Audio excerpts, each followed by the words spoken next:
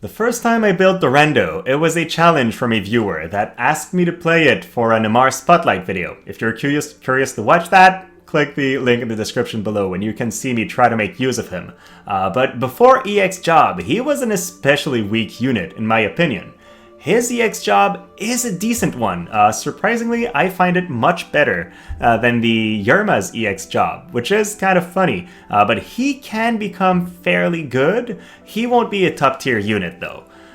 Looking at his stats, that guy has the most HP I've seen on a unit so far. 4,500 before any modifications is insane. He is bulky. He has 4 defense, which isn't great. His agility is dumpster tier at 51, low luck, so very low accuracy as well, but he has a ton of HP and okay attack, so we can leverage that.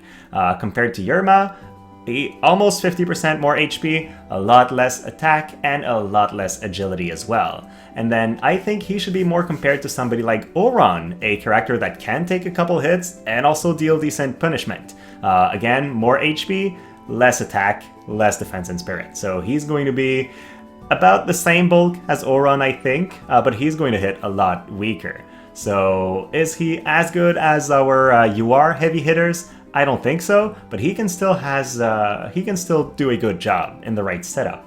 Looking at his stats, I think if you want to run this guy at EX Job, you need to get him to 120. And the whole reason is just how many stats he gains from 115 to 120.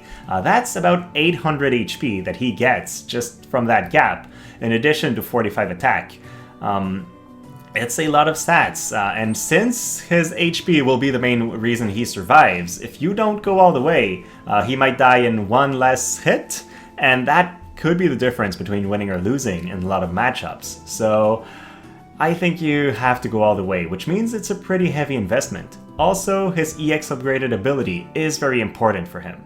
So, his first EX upgraded ability is Rebellious Spirit. On top of increasing attack, defense, and decreasing his own evasion, it now gives him some agility.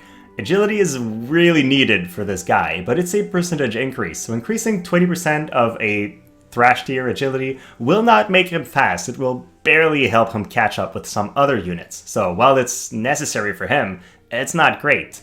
Then his second upgraded ability is his Killer Axe. That is one of his best moves, especially in PvP, because against humans it's a 255% mod, which is really good. And then it has a chance to Berserk. I like this. Now, I would not run Dorando at 97 Faith. I think with his super high HP, he could take a magic hit if you don't raise his faith too high, but just having a little bit of a Berserk chance could give you a chance to randomly win a match that you're not expecting, so that's good. And then his new ability hits everybody around him for 170%, which is okay, and decreases their defense before dealing damage, which means it's going to hit harder, actually. Since he doesn't have any defense penetration unless you're using his exclusive Memories of Apple Vision card, that is really good. It's almost necessary for him. It's part of the reason why I think you need to get him to 120 if you want to use him. But now he at least has one way to deal with high defense targets and still hit them fairly hard. So, how could that guy be used? Well, I like the fact that he's a switch hitter. He has the gunner job, so he can use missile attacks from a very long range and slash attacks from close range. Or if you just want to fight close, you could use him as a monk and then have strike attacks as well. So there are a couple options there. But he's really designed to fight squishier targets because he has no defense penetration unless you're giving him Oldo STMR or the Memories of Apple Vision card. So he's not built to fight tanky characters. And then he can also be built as a Bruiser, but really just for the physical side of things. He will never be bulky against magical attacks, but he can take physical punishment fairly well. So, talking about taking physical punishment, let's take a look at a build that's designed to do just that. We would give him as much defense as we can through gear, espers, and his own exclusive Memories of Apple Vision card. With that, he walks into a fight with almost 8,000 HP, 962 attack, which isn't terrible, 63 agility, which is terrible, and then 52 defense before Rebellious Spirit, but if he uses it, that's actually going to be 62 defense, so he's pretty tanky. Like, with that amount of HP, it's not King Mont level, but it's alright. And then he'll also have decent damage as well. Now, the reason why I say he's subpar to a lot of units is he's not as tanky as King Mont, and I don't think he has as much utility as him if you were to compare them. But what this specific build has is decent defense penetration. So with the Memories of Apple VC and Old OS TMR buff on top, he will go to 70% defense penetration, and he can now hit enemy targets for pretty hard using both strike and slash attacks. So he'll be hitting a lot harder than King Mont would in most setups.